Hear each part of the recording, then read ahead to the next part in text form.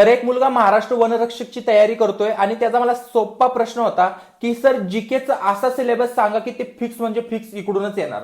तर बघा, आता तुम्ही पोलीस भरती आणि वनरक्षक मध्ये फरक आहे, बाकीच्या एक्झाम मध्ये पण खूप फरक आहे.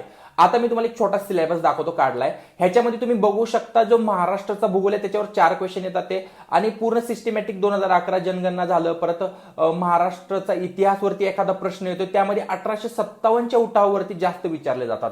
पण त्याच्यामध्ये माझं एवढंच म्हणणे, जर तुम्ही आतापासून तयारी करताय, सिंपल महाराष्ट्राच्या भूगोलवर थोडं फोकस करा.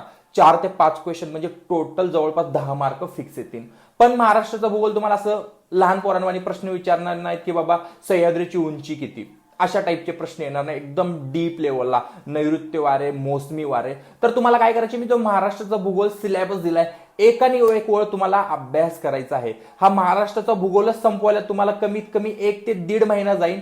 तर नक्कीच अशा काही गोष्टी तुम्हाला अजून हव्या असतील तर नक्कीच आपल्या महाराष्ट्र ग्रीन आर्मी रविराज देसाईला फॉलो करून ठेवा. आणि हा आपलं ऍप्लिकेशन आहे रविराज देसाई, तुम्ही ह्याला पण डाउनलोड करू शकता, जेणेकरून तुम्हाला वनरक्षकचा एक कोर्स भेटून जाईल एक तयारी करण्यासाठी.